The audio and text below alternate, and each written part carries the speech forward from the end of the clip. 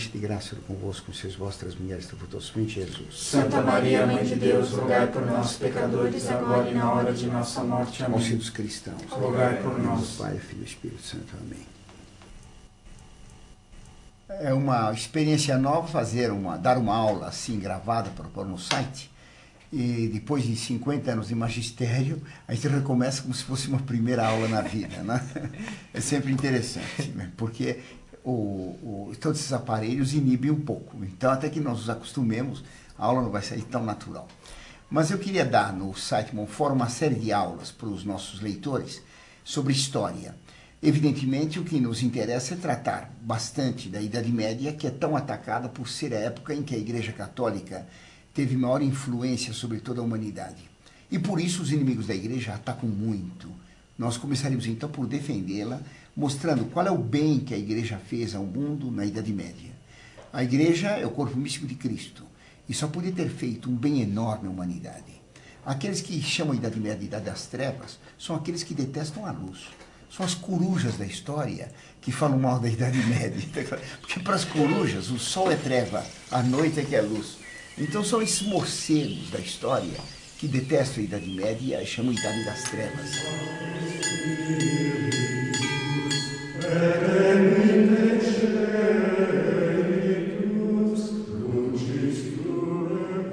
Essa foi então a época em que a Igreja teve maior influência, em que a luz de Cristo iluminou todo o mundo.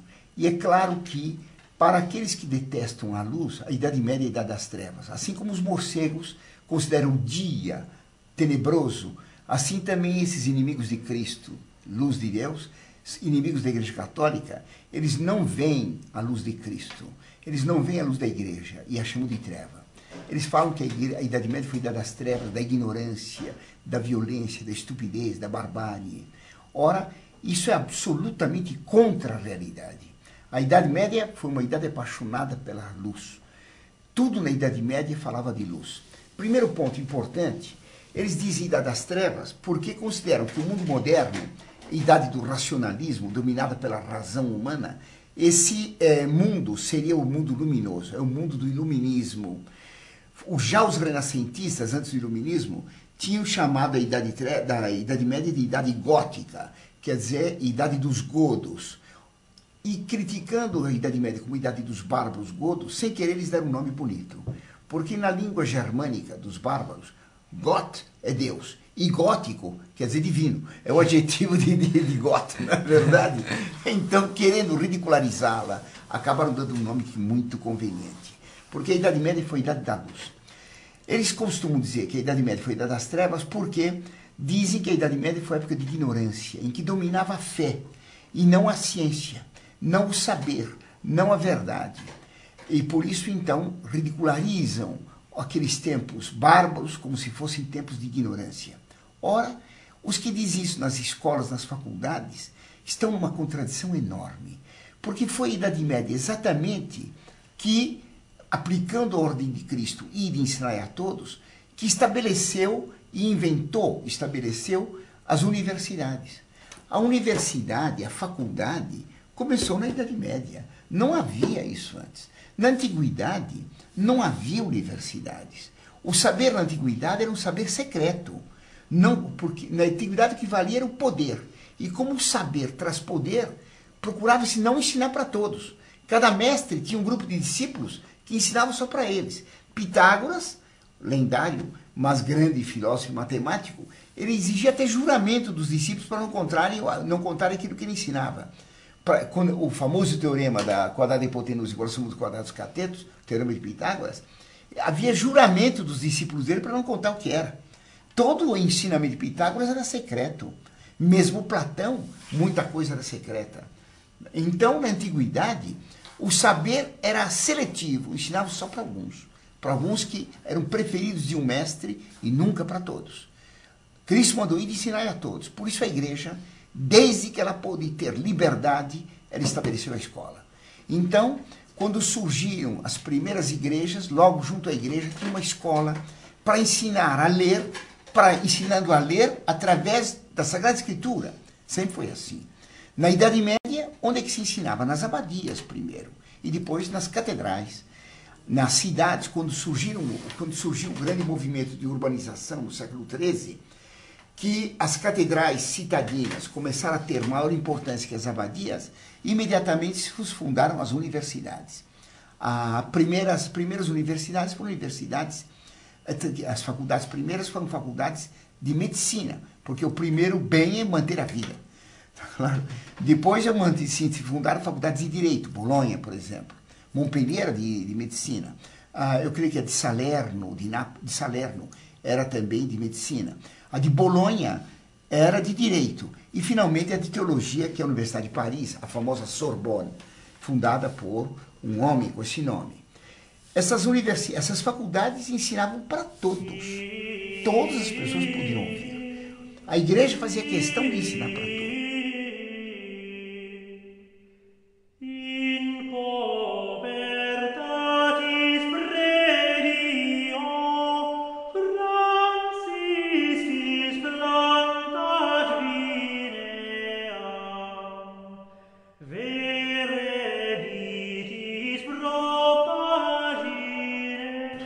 Então, esses coitadinhos que falam mal hoje da Idade Média, eles estão numa contradição imensa. Se há faculdades e se há escolas, é porque a igreja fundou a escola e faculdade. Tá claro? Era para todos, e era um ensino de alto nível. Para se saber como era esse ensinamento, basta dizer que a Suma Teológica é o conjunto de perguntas que os alunos faziam a São Tomás e que ele respondia sistematicamente, discutindo uma questão, dava primeiro os argumentos falsos a favor de uma tese, depois dava o argumento contrário, depois dava a solução, respondia a cada argumento falso e fazia triunfar finalmente a verdade. Além disso, então, uma aula na Idade Média era um verdadeiro debate. Na Idade Média se ensinava o professor chamado leitor, porque ele lia os livros antigos e os comentava.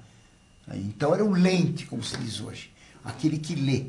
Então ele lia um livro da Antiguidade, ou a Sagrada Escritura, e comentava para os estudantes. Podia se interromper à vontade. Todo professor era obrigado a debater. Então havia debates públicos com os estudantes, e eram debates pinga-fogo, quentes. Mas havia, além disso, debates entre professores, entre filósofos. Então acorriam tantos estudantes, porque a Idade Média era ignorante, acorriam tantos estudantes que eram obrigados a colocar bandeiras ao lado, era em praça pública, bandeiras para onde ia o vento, para o público correr na direção do vento e não perder palavra. Tá entendendo? Hoje em dia, que nós temos tanta cultura, o que vai se ver é a luta de boxe entre o Mike Tyson e o Maguila, para ver quem dá mais soco na cara do outro. Tá entendendo ou não? Essa é a cultura do século XX. E na Idade Média, viu-se debates de filosofia. O debate entre São Bernardo e Abelardo ficou famoso. Então, milhares de pessoas indo a Sens, S-E-N-S, cidade arquidiocesana de Paris. Paris era só bispado, Sens era o arcebispado. Na Catedral de Sens foi esse debate, mas um debate que foi curtíssimo, porque São Bernardo, logo na acusação a Abelardo, liquidou com ele e fugiu. Mas havia milhares de pessoas para assistir. A Idade Média, então, foi uma época em que se estudava e de alto nível.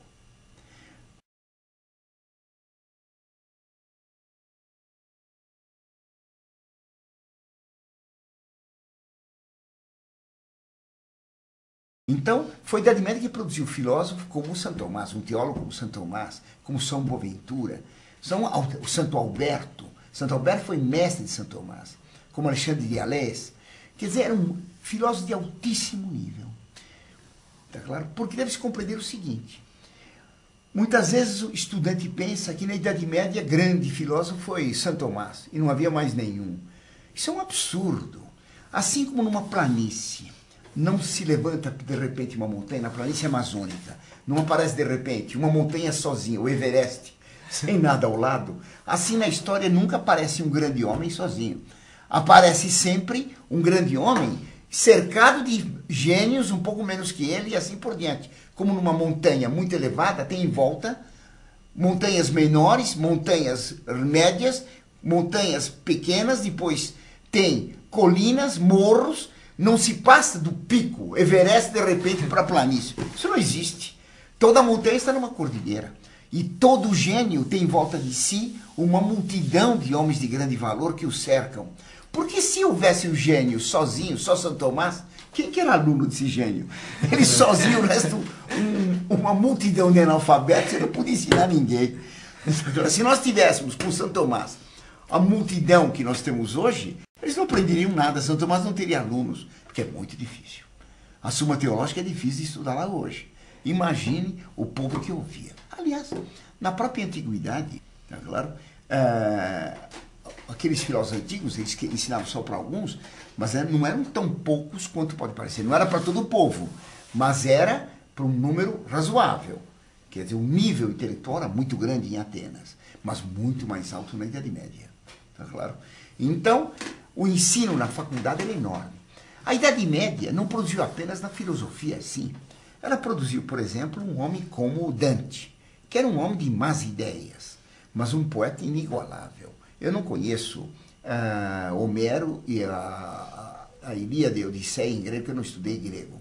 Dizem que a Ilíada e a Odisseia são superiores à Divina Comédia. Eu conheço bem a Divina Comédia, conheço também os Lusíadas. Dante é um espetáculo. As ideias dele não são tão espetaculares, são bem más, mas a maneira de expor, de escrever, a maneira de pensar é fantástica. Não se pode imaginar que Dante fosse o único poeta. É claro que para ter um gênio daquele, ele devia ter tido uma porção, uma multidão de poetas um pouco menores que ele, que o cercavam. Havia uma escola de poetas com eles. Era uma escola ruim, a do Dolce Estilo Novo, do Doce Estilo Novo. Mas eram poetas de altíssimo valor. Tá claro? Então a Idade Média não produziu apenas a Suma Teológica. Ela produziu a Divina Comédia, que é das obras de literatura mais espetaculares que houve. E assim, uma porção de outros terrenos. O direito na Idade Média alcançou um altíssimo valor em Bolonha. É de uma profundidade enorme, discutindo as questões jurídicas com profundidade, com agudeza, com finura de intelecto. Poucas vezes houve tanto valor jurídico quanto naquele tempo. E assim nas outras coisas. Claro que em outras ciências podia alguém argumentar que havia menos saber. Sim, claro. Porque não se tinha os meios técnicos que possuímos hoje. Mas foram eles que estabeleceram as bases. Tá claro? Se é possível construir um grande edifício, é porque alguém construiu os fundamentos. Se os fundamentos não foram bem postos, não dá para construir um grande edifício. Se depois foi possível construir uma grande ciência, foi porque a Idade Média estabeleceu os fundamentos disso. Tá claro? Na física, por exemplo, quem estudava a Idade Média? Essa idade das trevas, eu disse, era apaixonada pela luz. Sim. O que eles estudavam mais em física? A ótica. Claro. A ótica. Estudavam todo os problemas de ótica, de transmissão da luz, de refração da luz, do prisma. Conheciam profundamente isto. Então, a Idade Média fez a universidade. E foram universidades gratuitas, tá certo? Que se estenderam por toda a Europa. E eram muitas universidades. Tá claro?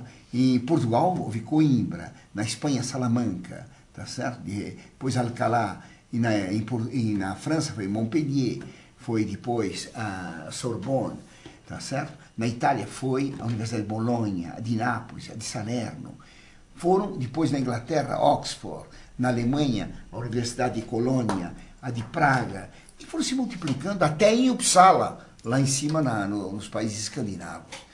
Assim como a igreja fez colonizar toda a Europa e cultivar tudo, desde o polo até o Saara, desde o Círculo Polar até o Saara, a igreja espalhou por toda parte a universidade.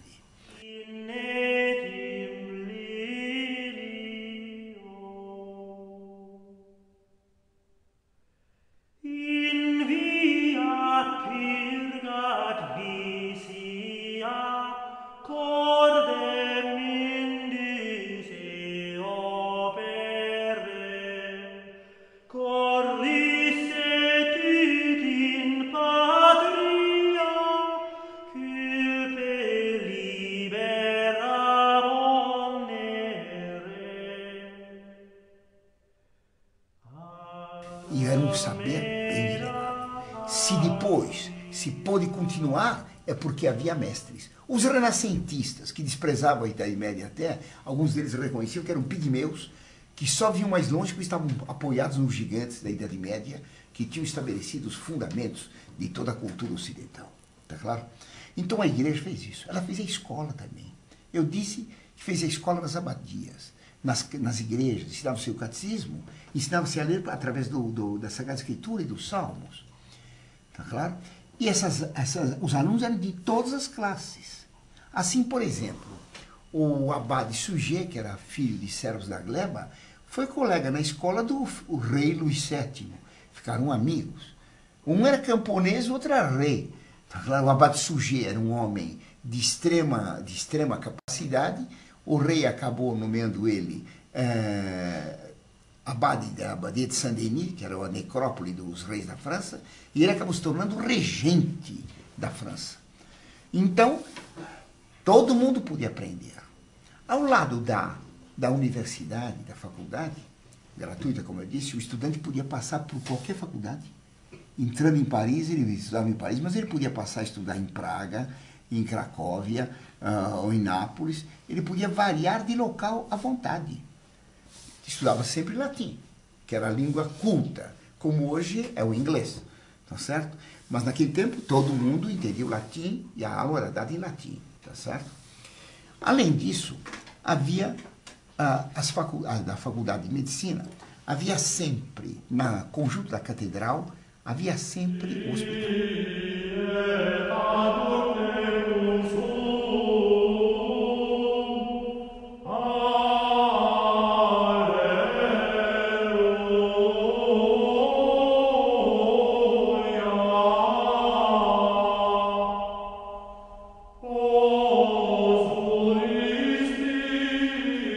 Foi um dos bens que fez a Idade Média, o hospital.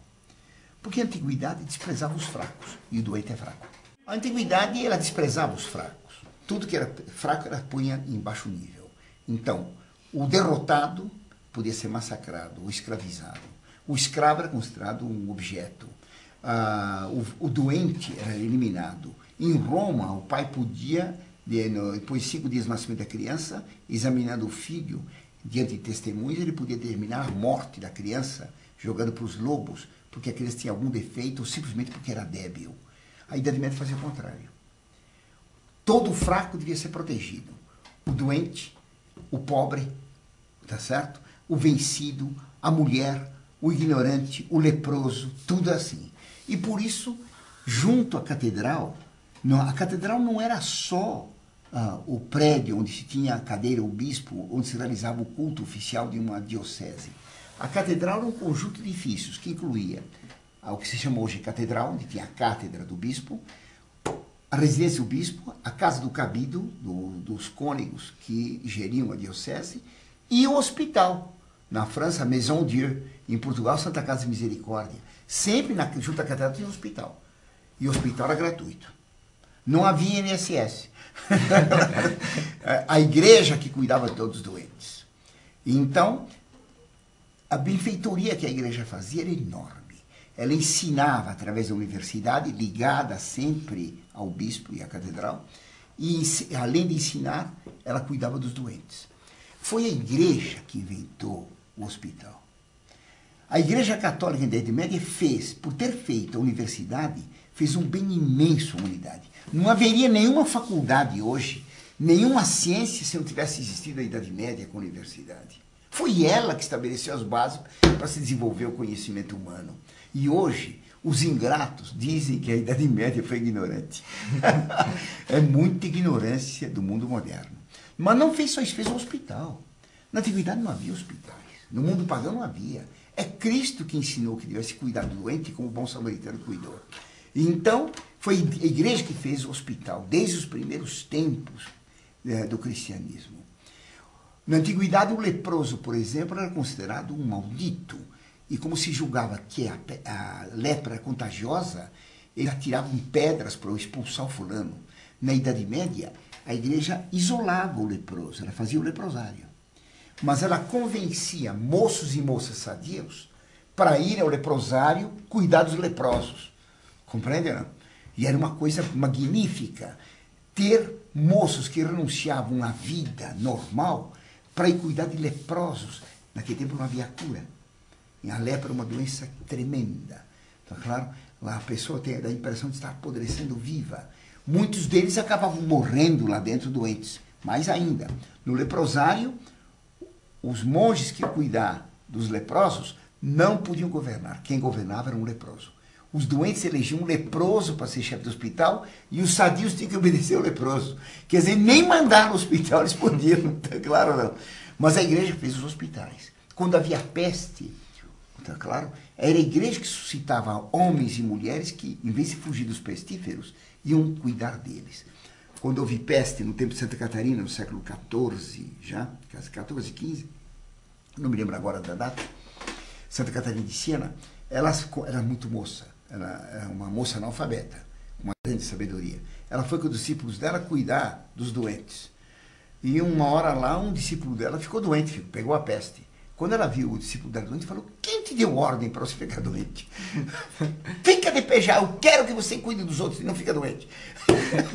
Ele falou: tô doente. Fica já bom. Deu ordem para ele, lá ficou ele bom. Tá claro? E nenhum deles morreu. Tá claro? Eram verdadeiros milagres, porque os discípulos dela não pegaram a peste. Mas a igreja suscitava essa caridade extrema que era da peste. Há um hospital medieval que eu visitei ainda recentemente na França. Você foi a Bonn? Fui a Bonn, sim. Foi feita por um chanceler do Duque de Borgonha. Não? Hoje, então, o chanceler Roland do Ducado de Borgonha, ele não tinha filhos, ele pegou toda a fortuna dele para fazer um hospital para os pobres, na cidade de Bonn. Esse hospital é simplesmente fantástico. Agora se vai visitar e paga-se para ver. Naquele tempo não, né? Mas é um hospital de uma beleza incrível. Então esse homem deu toda a fortuna para dar para os doentes, para os pobres doentes, os que iam morrer, um lugar não só que atendesse às doenças deles, mas que fosse agradável. Então todos os telhados são coloridos. As telhas são de cores diversas, fazendo desenhos. Então o doente que estava convalescendo, que estava no pátio, via todos os telhados alegres, cheios de desenhos, tem até hoje. A sala dos doentes mais graves, a UTI, vamos dizer assim, daquele tempo, é uma sala de luxo inacreditável. Parece uma sala de reis. Os doentes têm pequenas cabines separadas por cortinados vermelhos, mas um vermelho de veludo espetacular. Tá claro? Todos eles podiam, puxando as cortinas, ver o fundo da sala, onde tinha o altar onde o padre rezava a missa todo dia. Eles podiam, das camas, assistir a missa. Tá? E o altar é enfeitado por pinturas dos melhores pintores do tempo.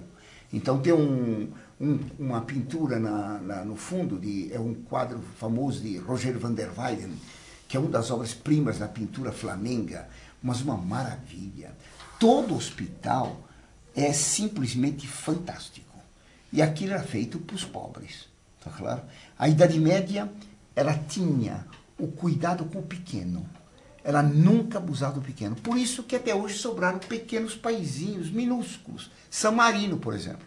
A República de San Marino existe até hoje na Itália. Lá tem um autódromo, né? A República de San Marino é uma montanha embaixo do autódromo. Né? Mas a República era uma montanha, em cima tem um castelo e uma aldeiazinha. Só isso aí. Ninguém pegava. Por quê? Porque era pequeno, podia todo mundo pegar dos reinos poderosos. Mas não, o pequeno tem direitos. Andorra é uma coisa minúscula. Mônaco é uma coisinha de nada. O Luxemburgo é um paizinho de nada entre a Alemanha e a França. Não é porque era pequeno e fraco que se desrespeitava, pelo contrário. Então a Idade Média fez a universidade e fez o hospital. Ela fez mais. Ela dignificou a mulher. Tá claro? Por quê? Foi a igreja que dignificou a mulher.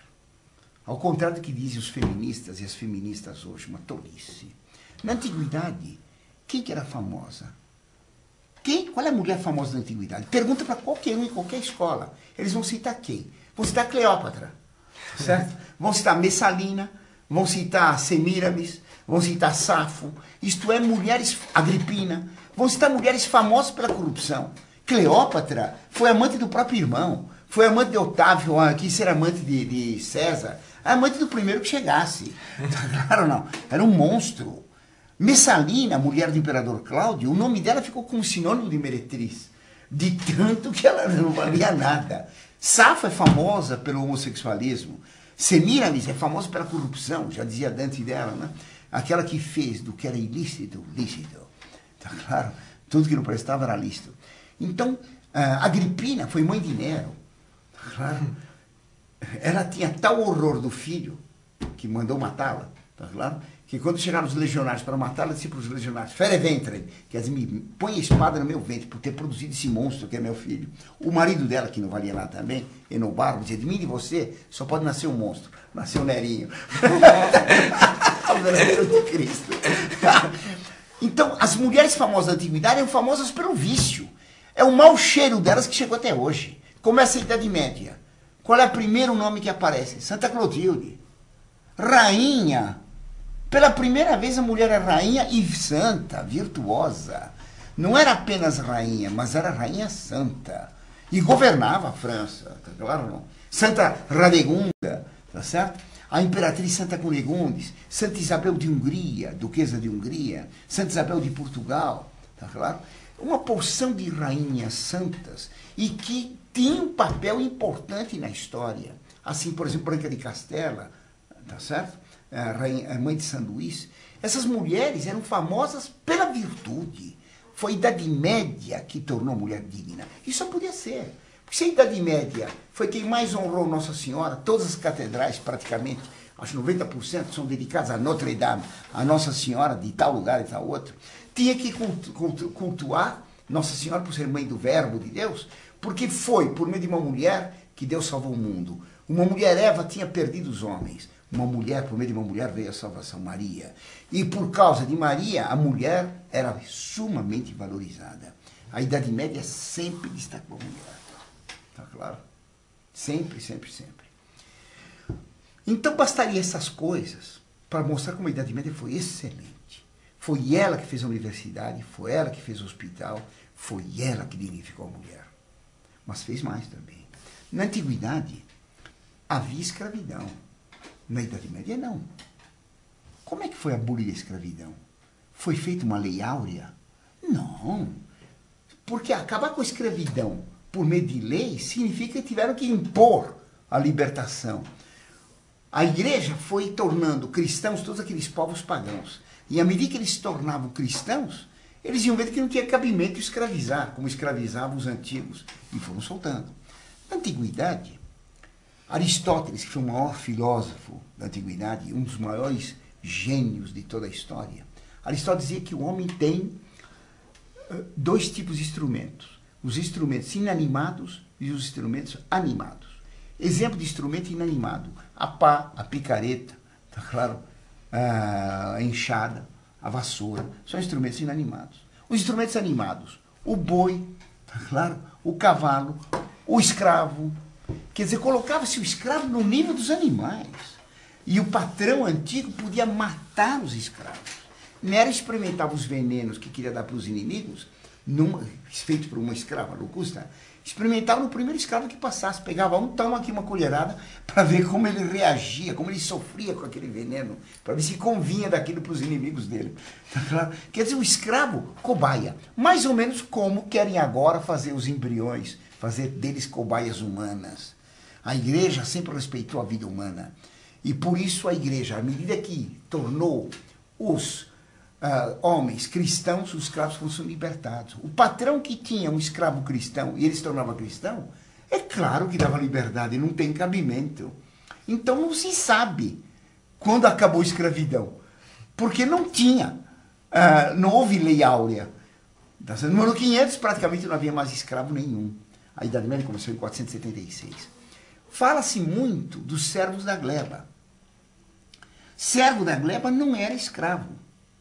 Não era escravo, pois era servo, é diferente do escravo.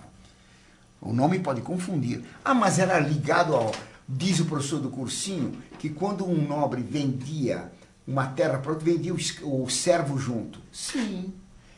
Tá vendo? Vendia o servo, era escravo. Se vendia um homem, é escravo. Comprava o homem, comprava um escravo. Bobagem. Quando eu compro um apartamento que tem um inquilino, eu disse, comprei uma casa com inquilino, um apartamento com inquilino. Não é que eu comprei um inquilino, comprei um apartamento no qual mora um inquilino. Vou ter que pagar alguma coisa para ele sair para morar lá.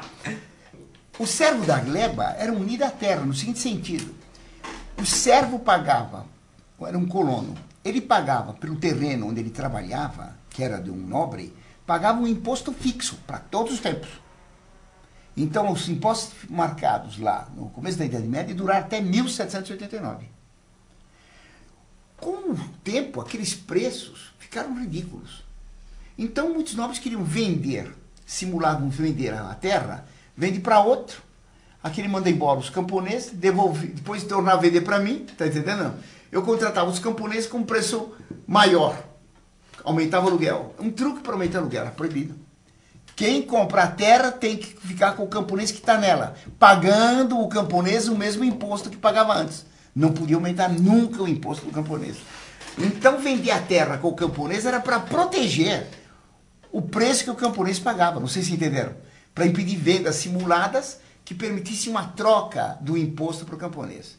Tá claro? Então a igreja acabou com a escravidão. Havia escravidão dos árabes, sem dúvida nenhuma. Os árabes faziam escravidão. Tá claro? Quando é que voltou a escravidão em grande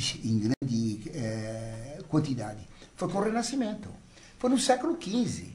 Quando triunfou o humanismo, que se colocou não Deus no centro de tudo, mas o homem, então os navegantes que chegaram na África pegavam lá escravos. Foi o Renascimento que quis voltar à cultura pagã, que fez voltar à escravidão típica do paganismo.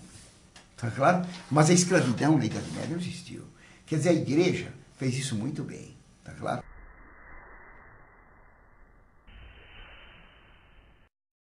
Professor, um argumento que usa muito quando se fala aí das construções das catedrais, que são cheias de ouro, por que a igreja não vendia tudo e dava para os pobres? Porque a igreja tem que cuidar dos pobres, por isso não podia dar. A catedral era construída por todo o povo. As catedrais eram de pedra.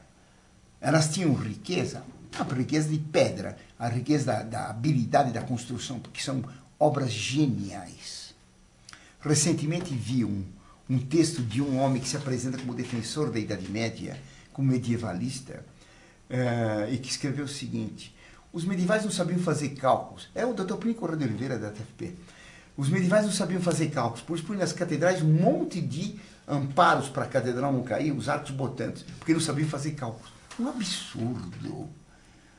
A catedral é extremamente calculada. Posso dar uma aula depois sobre a fachada de Notre Dame, para ver como tudo aquilo é geométrico. A grande riqueza da catedral era a construção em pedra pela arte que tinha. Quem construía? Todo o povo, todo mundo. O rei São Luís obrigava os irmãos dele, príncipes, tá certo? Mesmo de 10 anos, a ajudarem a carregar pedras em carriolas para levar para as construções de abadias ou de catedrais. Tá claro ou não? Todo mundo trabalhava. O povo todo, terminando o serviço, ia espontaneamente fazer a nossa catedral. Tá claro ou não? Aceitava-se esmola de todo mundo, inclusive das mulheres de má vida, porque elas também podiam dar algo para a glória de Deus. Tá claro? Havia nas catedrais objetos de ouro para Deus. Tá certo? Houve uma discussão famosa entre São Bernardo e o abade Suger a respeito das riquezas das igrejas. São Bernardo, que era monge, era contra muita riqueza nas catedrais ou nas abadias. Queria que fosse tudo desnudo. E o abade Suger acabou convencendo ele que não devia ser assim nas catedrais para o povo. Por quê? O povo vai na catedral e lá que ele aprende muita coisa. A catedral tinha, às vezes, 10.000 estátuas, com toda a história da Sagrada Escritura. Podia-se conhecer toda a Sagrada Escritura pelas estátuas, toda a vida de Cristo. Está claro? Aprendia-se toda a história na catedral. Havia também objetos de muito valor. São Bernardo dizia que não era conveniente. O abade Suger deu um argumento fantástico, que era o seguinte: na Antiguidade, no Antigo Testamento, Deus mandou que Moisés fizesse objetos de ouro, cálices de ouro, para receber o sangue dos bodes que era oferecido a Deus. Se o sangue dos bodes oferecido a Deus merecia ter cálice de ouro, com que material devia se fazer o cálice que recebia o sangue de Cristo? São Bernardo reconheceu, está muito bem. Então havia objetos de grande valor, de ourivesaria, ostensórios de ouro e prata, fantásticos. Quando havia um desastre qualquer, por exemplo, uma geada que destruía as plantações e havia fome, porque quando havia uma carestia qualquer, uma geada, um terremoto, uma peste, como não havia comunicações fáceis, aquela região passava fome. Porque daqui que dava, não tinha telefone para avisar, olha, aqui não tem pão, mande um pouco para cá. Não havia estradas assim. Então aquele local passava dificuldades mesmo. A igreja, então, pegava toda a riqueza que tinha, dava tudo para os pobres. Tá claro ou não? Aquilo era tudo vendido e com o dinheiro mandava servir comida e tudo que era necessário para os pobres serem sustentados. Por que a igreja fazia isso? Porque era fácil daquilo tudo. Porque depois que tinha dado, quando o povo recuperava, voltava tudo. O povo mesmo voltava a dar tudo. Porque tinha-se honra na riqueza que tinha na igreja. Porque a riqueza da igreja é a riqueza do pobre. Os reis têm palácios ricos. O palácio do pobre era a igreja. Não sei se entenderam. É o único lugar que o pobre vê ouro. O ouro é para Deus. Hoje em dia, se tirassem a riqueza das igrejas, vai dar para quem? Quem vai comprar são milionários que vão fazer colares de pedras preciosas, de ouro, né? Para mulheres de má vida, com que eles se amaziam. Não vai ser dado para os pobres aquele ouro. Tá claro? Esse ouro vai exatamente para a corrupção, para o vício, para a gozação de vida. Na Idade Média, não. O ouro era para Deus. E quando o pobre necessitava, dava-se para o pobre. Tá claro? Tudo bem, então? Então, a igreja acabou com a escravidão. A igreja dava assistência ao pobre. Não havia asilos, hein? Os asilos são modernos. O velho atrapalha as férias. Põe o velho no asilo. Na Idade Média, não. Claro. Tinha-se o velho, porque o velho significava sabedoria. E ele tem, sempre na casa. Os árabes tinham um ditado, os libaneses, né? O velho é uma coisa tão interessante que quem não tem um em casa devia comprar um. Ou então o ditado italiano que minha avó contava: vale più um vecchio num canto que um giovane num campo. Vale mais um velho num canto do que um jovem no campo. Porque o jovem produz, mas o velho com a sabedoria sabe controlar a produção e sabe orientar a família para que ela não perca a riqueza. Tá claro? Então a Idade Média fez essa maravilha que foi o fim de toda essa escravidão. Ela fez mais. Ela acabou com as castas. Na antiguidade havia castas. Quem nascia num grupo social nunca podia subir. Então no Egito, nasceu camponês, vai ficar sempre camponês. Nasceu filho de guerreiro, vai ser guerreiro. Nasceu filho de sacerdote, vai ser sacerdote. Na Índia era assim. Em Roma era assim.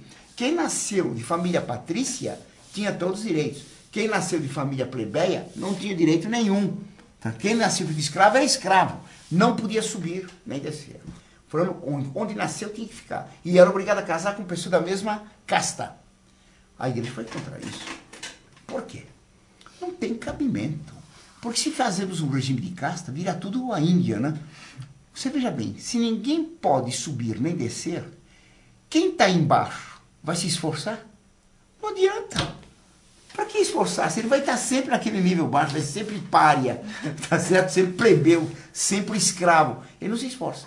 Quem está no alto, mesmo que ele seja o pior indivíduo, ele nunca pode ser rebaixado. Então, para que esforçar-se?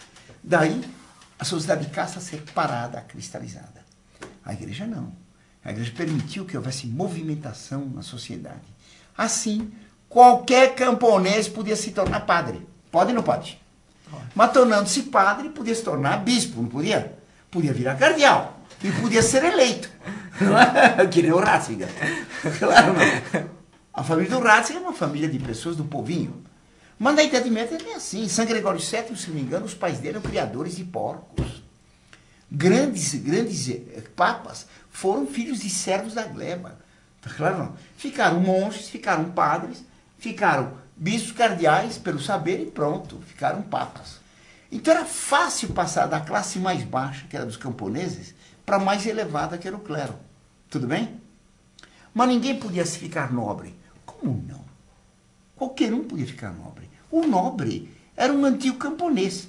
Era o chefe de uma casa de camponeses, era o pai da família, era o varão da casa. A palavra varão quer dizer homem. Varonil vem de varão. Era o varão da casa que depois se tornou, a palavra varão, deu origem à palavra barão. Quando Camões diz, eu canto as armas e os barões assinalados, quer dizer, as armas e os varões, os homens assinalados, notáveis. Quer dizer, barão não era título, não. Era um homem da casa que cavalcava a terra com linchada. Depois que se tornou título nobiliárquico.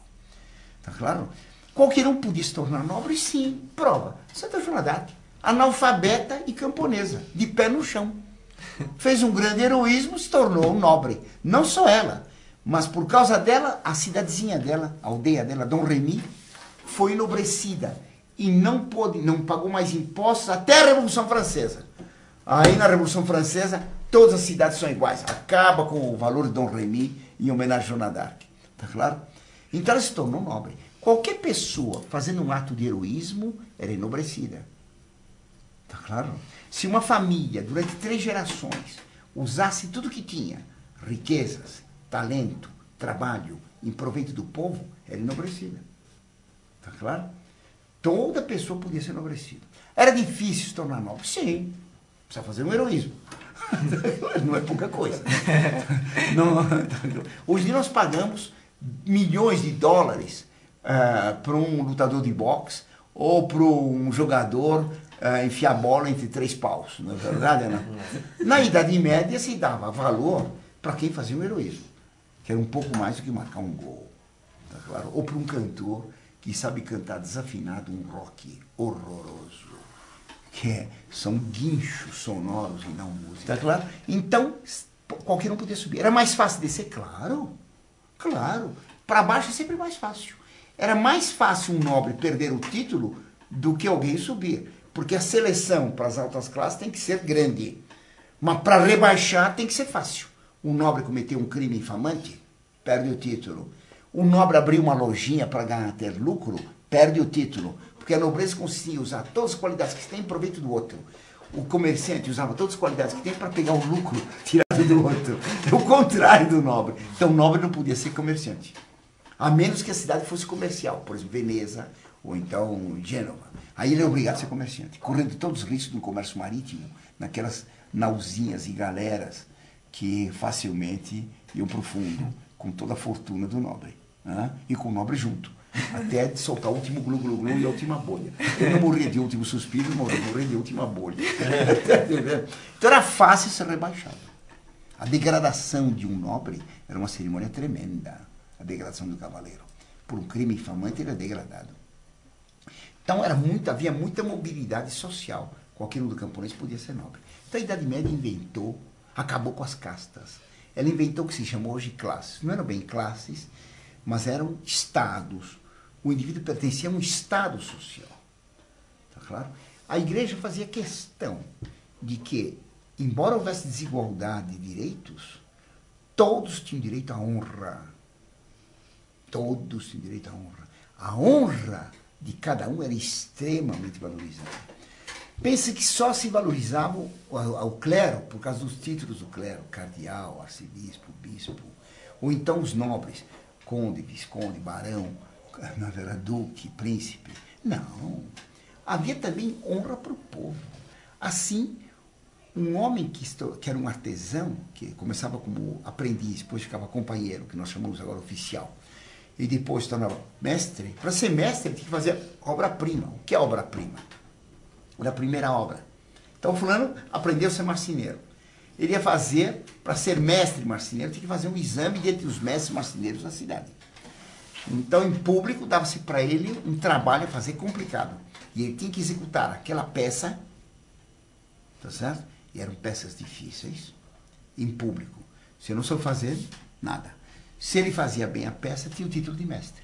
Os outros mestres eram obrigados a ajudá-lo a montar uma oficina. Claro, não. E ele já podia pertencer à Câmara de Vereadores. Ele governava a cidade junto com os burgueses mais notáveis. Ele era mestre no fazer. Como o professor da faculdade era mestre no ensinar. O título era o mesmo. Então o título de mestre operário era extremamente valorizado. Hoje em dia aqui no Brasil nós não temos noção disso. Você vai na França e tem lá numa padaria, mestre boulanger, o padeiro mestre. Porque para ser padeiro na França, passa por exames. E são padeiros, olha, que fazem cada coisa gostosa e excelente. Mas era o maître boulanger. Ele fazia exame, tinha honra, tem o nome dele. O cozinheiro era mestre, o mestre Cuca. Ele tinha título e tinha muita honra. O operário fazia uma peça, ele assinava. Era fulano e tal. Então tinha muita honra. Compreenderam bem, então? Não era só isso, o camponês tinha muita honra. Ensinava-se que o homem, por ser filho de Deus, tinha muita honra. Conta-se uma anedota de uma princesa que disse para a empregada: você se esqueceu que eu sou filha do rei? E a empregada disse: e a senhora esqueceu que eu sou filha de Deus? Porque antes de ser filho do rei, nós somos filhos de Deus. E como diz um poeta fez Joan d'Arc dizer numa peça: c'est beau d'être la fille de Dieu. É bom e é belo ser filho de Deus. A nossa honra está em ser filhos de Deus. As outras coisas são todas secundárias. Se eu sou bom filho de Deus, eu tenho uma grande honra. Deus me fez semelhante a Ele. Eu tenho em mim uma imagem de Deus na minha alma. Deus fez o homem a sua imagem e semelhança. Esse é o nosso valor. Eu sou Orlando. Deus pôs um sinal no meu dedo, não tem outro igual. Deus pôs um sinal na estrutura do meu cabelo, na minha retina, na minha pupila, no timbre da minha voz. Assim não tem mais nenhum como você, nem com ele. Nós somos únicos. Esse é o nosso valor. A Revolução Francesa pode declarar à vontade, todos somos iguais. Quá, quá. Tá certo? Dizia um francês: eu igual a você, eu tomo isso como ofensa pessoal. Eu sou filho de Deus. Então a igreja na Idade Média dava um valor extremo à humana. Tá claro? E qualquer um tinha que ser extremamente respeitado. Porque tinha um valor. Era fulano de tal. Ele tinha a honra de ser fulano de tal. Então, por exemplo, famílias camponesas que recusavam casamento com nobres. Por quê? Eram camponeses. Não sei se entende. Recife La Bretonne, ele queria uma vez casar-se lá com alguém da nobreza. O pai mandou uma carta para ele: o quê? Meu filho, você esqueceu? Você é um camponês. Lembre-se disso. O que é ser um desses nobres que arrastam em Paris sua espada e sua miséria? Você é um camponês. Claro, tinha honra em ser camponês. Havia uma família que começou no século VIII na França, a família Pinon, que só terminou em 1898. Uma família que durou 1100 anos. Uma família de camponeses. Eles não aceitavam casamento com príncipes. Quando começou a família desse príncipe? Ah, no ano 1400. Ixi, quando a família dele começou, a minha já tinha 700. Uma história enorme, não sei se entende. Cada um tinha honra com o nome. Honra no que era. Entenderam ou não? E isso é um grande valor. Hoje em dia se desvaloriza. Você numa classe é o 15, ele é o 37. No RG você é número tal. No título de eleitor falando de tal, número tal. Não tem valor nenhum. Você é Hamilton. E não tem outro igual no mundo. Nunca mais vai ter, desde Adão e Eva até o fim do mundo. Essa é a tua honra. Não sei se entende. Deus nos fez únicos. Nós somos filhos de Deus e únicos. Ele tem por amor, por cada um de nós, um amor único. Por isso, um respeito enorme um pelo outro, na Idade Média. Para qualquer um. E esse respeito e essa honra da tamanha que o camponês não tinha medo de falar verdades, nem para o Papa, nem para o rei. Vou contar uma historinha para vocês verem. Uma vez Carlos V, imperador da Alemanha e rei da Espanha, ele veio tomar posse do rei da Espanha, tomou posse lá e depois foi numa caçada lá. Então, depois de um certo tempo, que eles estavam lá no reino já, numa caçada ele se perdeu. Estavam caçando veados lá numa floresta, se perdeu. Então ele acabou matando um animal enorme, tá certo? E ficou sentado à beira do caminho lá para ver se chegavam os nobres que estavam caçando com ele. Não chegava ninguém. Aí passou uma carroça com um burrico na frente, um intelectual lá na frente, né? Outro dia me dizia um repórter: nós somos a vanguarda. Eu falei: pera lá, vanguarda. Vanguarda, precisa tomar cuidado, né? Porque na carroça a vanguarda nem sempre a vanguarda é muito honrosa. Bem, tá certo? Bem, então tinha um burrico miserável lá na vanguarda e o camponês dirigindo atrás, na retaguarda. E o rei estava vestido normalmente, não estava com vestido de nobreza, nem de corte, estava com vestido de caça. Então ele falou para o camponês se podia carregar aquele animal que ele tinha caçado. Ele falou: você está ficando louco? Não sei, esse bicho é muito grande, meu burrinho não aguenta. Então, recusou. Começaram a conversar, o rei perguntou: escuta uma coisa, o senhor é velho, etc. O senhor deve ter assistido aqui, visto já vários reis, né? Qual foi o melhor rei? Olha, é difícil escolher o melhor rei, viu? Em geral foram muito ruins. Falou: mas qual foi o pior? Olha, o pior acho que esse aqui que tem agora. Porque nem chegou muito tempo, já está pondo impostos, etc, entendeu? Não? É muito ruim, começou a descer a ripa, né? Mas enquanto descia a ripa, chegaram os nobres. E todo mundo cumprimentando o rei, né? Falou, o senhor é o rei. Que pena que eu não sabia antes, te falava muito mais verdade. Tá entendendo, né? Claro. Quer dizer, honra, grandeza e valor próprio. Tá entendendo? Sabia-se que valia. Toda a classe tinha honra em ser o que era. E por isso se aspirava a ser outro. A Idade Média fez tudo isso, né?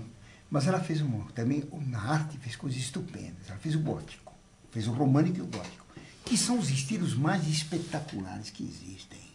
Quando esses professorzinhos de história de cursinho, que falam mal da Idade Média, esses professorzinhos de história, coitadinhos, que repetem o que tem nesses manuais de história que tem aqui no Brasil, gibizinhos escolares, quando falam mal da Idade Média, eles ficam todos pavoneando, porque eles são do mundo moderno, que inventou os chicletes, a Coca-Cola, o rock, né?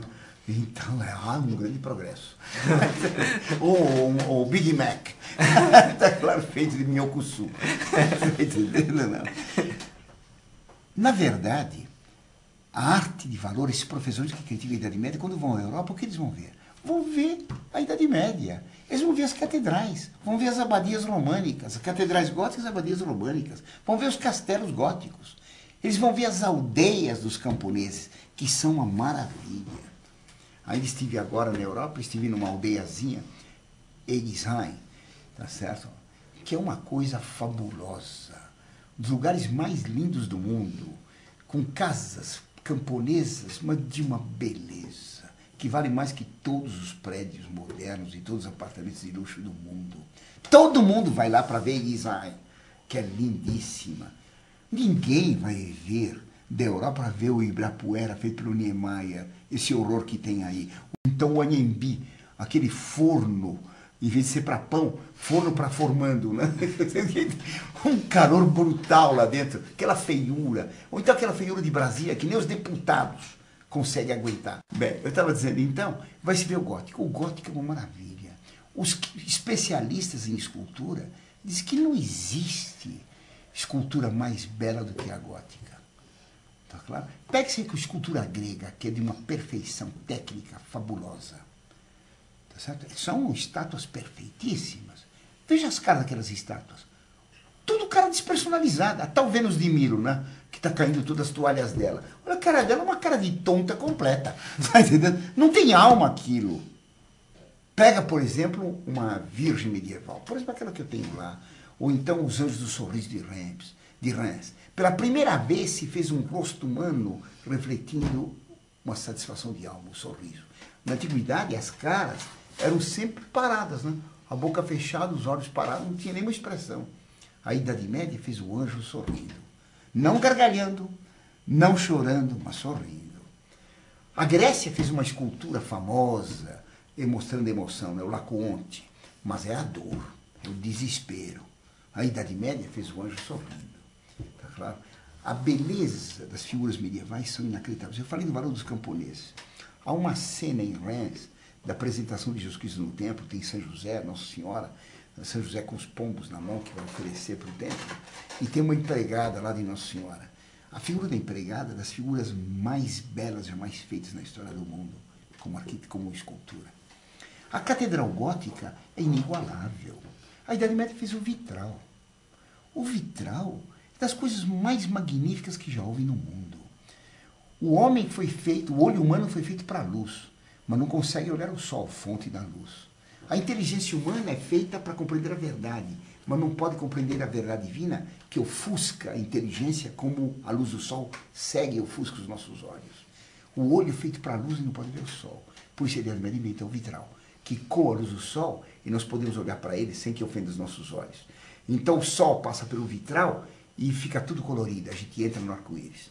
A Sainte-Chapelle é uma capela feita por São Luís para receber 12 espinhos da coroa de espinhos de Cristo. Não tem paredes, as paredes são todas de vitral, com coloridos lindíssimos, vermelhos e azuis inigualáveis. Inigualáveis. Milhões de pessoas vão ver aquilo por ano, porque é a maravilha da Idade Média. Ninguém vai ver os horrores, por exemplo, dos vitrais feitos hoje pela arte moderna, que são ridículos. O vitral, não só ele permitia passar o sol e o homem podia fixar a luz, mas o vitral, ele representa uma coisa muito bonita.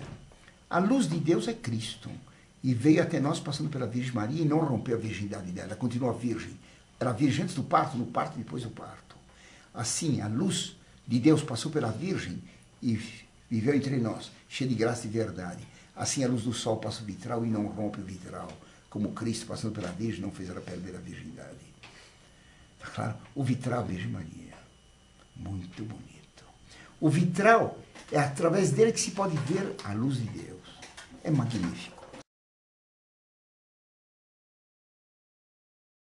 Eu teria que encerrar, porque já está muito longa, e eu queria encerrar dando uma comparação entre a Idade Média e o mundo moderno, através da rosa. Na Idade Média se valorizou muito a rosa, que foi uma flor trazida do Oriente e que foi cultivada pelos medievais e ficou essa maravilha que é a rosa hoje. Então eles ficavam encantados com a rosa, que não era como era hoje, hein? Ela foi fruto de um trabalho de camponês que foi selecionando e produzindo uma rosa cada vez mais perfeita. O Dante Alighieri, ele fala de uma rosa que é encontrada no campo. E eu li um comentário sobre a rosa de Dante. Então, eu li isso aqui em 1950 e pouco. Era um livro chamado Riserve sull'Umanesimo, de Fausto Montanari. Então ele diz em italiano uma frase que eu não esqueço, que é muito bonita. Nel paradiso di Dante io trovai una rosa. No paraíso de Dante encontrei uma rosa. Não a rosa magnífica, Dante diz. O Fausto Montanari diz sobre Dante. Não a rosa magnífica dos santos e anjos em torno de Deus no céu, que Dante descreve como uma grande rosa, mas uma pobre rosa do campo, que hoje existe e amanhã não existe mais. Pobre rosa, que tem um perfume e se abrindo ao sol, ela exala o perfume, mas morre. A rosa, ela não retém o perfume para ela, mas ela se abre ao sol, mesmo que vá morrer, para dar o seu perfume para os demais. Assim diz o Dante, é o homem. Deus deu para cada homem um valor. Ele tem que se abrir ao sol da justiça, que é Deus, para dar o bem que Deus deu para ele e para toda a humanidade, ainda que ele morra e feneça. Então a rosa para o medieval era símbolo da doação, do sacrifício, da entrega do valor próprio para outros. Está claro? O que é a rosa no Renascimento, quando surgiu o mundo moderno, que tirou Deus do centro e pôs o homem? Que homem? O rei, o gênio. Não, tem que ser o cidadão. Agora vem o PT, o PC, e diz que tem que ser o proletário. Tá claro? Quem é o homem? Eu ou você? Então, desde que o Renascimento colocou o homem no centro de tudo, começou a luta para ficar no centro. Daí as guerras mundiais, daí a violência. Eu sou o homem. Direito do homem sou eu. Você que se estrepe. Como diz uma canção miserável aí, eu quero que você me aqueça nesse inverno, que tudo mais vai para o inferno. Desde que eu tenha vantagem, tudo mais se estrepe. Vai tudo para o inferno. O cardeal antigo de São Paulo, Dom Arnes, tomou isso aqui como símbolo da campanha da fraternidade. Imagine, quero que tudo vá para o inferno. Se eu me aqueço, que tudo mais se estrepe. Imagine que fraternidade. O século XV, não é certo? Que fez a modernidade, colocando o homem no centro de tudo, como que viu a rosa? Um grande líder do Renascimento, Lorenzo il Magnifico, que não tinha nada de magnífico, era um banqueiro, claro, Lourenço de Médicis, fez uma poesia para a rosa. Ele tinha um poeta a serviço dele, Poliziano, que era um rapaz muito talentoso e que ele pagava para fazer poesias. Os dois fizeram poesia sobre a rosa. Então eles contam que saíram de manhã e viram rosas assim numa console, rosas frescas colhidas no campo. E eram rosas ainda muito louçãs, perfumadas com orvalho nas pétalas, muito bonitas. Foram embora e quando voltaram, as rosas não estavam mais frescas, nem louçãs, e tinham perdido o perfume. O calor, era verão, tinha feito murchar a rosa rapidamente, tinham caído as pétalas, ela estava morrendo. Conclui os dois, Poliziano e o Lourenço Magnífico. Aproveita o jovem, a rosa, antes que ela pereça. Quer dizer, aproveita a juventude, goza a vida antes que ela passe. É exatamente o contrário da Idade Média. A rosa, tendo um perfume, tem que morrer para dar para os outros, para perfumar o ambiente. O mundo moderno quer aproveitar o perfume do outro para egoisticamente ter prazer e ter vantagem. Eu quero que você me aqueça nesse inverno, que você me perfume nesse inverno e que tudo mais vá para o inferno. A Idade Média ensinava o amor ao outro e o amor a Deus. O amor a Deus, por isso amor ao outro. Tá certo? Filho de Deus. O mundo moderno, que colocou o homem no centro de tudo, pretende que o homem ame o homem. Mas eu sou o homem. Todos têm que amar a mim, e não eu o outro. E se luta para ter vantagem, custe o que custar. É a época da disputa, da concorrência, da vantagem, do consumismo. Eu tenho que consumir mais que você, mais que ele, quero toda a vantagem. E que tudo mais vai para o inferno. Na Idade Média, não. Eu quero perder tudo que eu tenho, contanto que você, meu irmão, você vá para o céu. Professor, não haveria ainda outras comparações que poderia se fazer entre a Idade Média, a Idade Antiga e mesmo a Idade Moderna? É claro que haveria muitas outras coisas a dizer, mas como o tempo de uma aula desse tipo na internet tem que ser relativamente curto para não cansar as pessoas, eu deixo outros valores da Idade Média para serem comentados outra vez. Por exemplo, o feudalismo, a cavalaria, tá claro? São coisas simplesmente maravilhosas. O valor de um castelo, o valor da aldeia, tá claro? E uma porção de outros elementos medievais que fizeram da Idade Média uma coisa inigualável. A iluminura, tá claro? A vida camponesa, as canções medievais, que são magníficas, tá claro? O gregoriano. Tá claro? Mas isso fica para uma próxima aula, mais musical. Continuaremos essa aula numa próxima ocasião. Agora vamos encerrar, vamos rezar então, para completar. Em nome do Pai, Filho e Espírito Santo. Amém. Ave Maria, cheia de graça, o Senhor é convosco, bendita sois vós entre as mulheres, bendito é o fruto do vosso ventre, Jesus. Santa Maria, Mãe de Deus, rogai por nós, pecadores, agora e na hora de nossa morte. Amém. Auxílio dos cristãos. Rogai por nós. Em nome do Pai, do Filho e do Espírito Santo. Amém.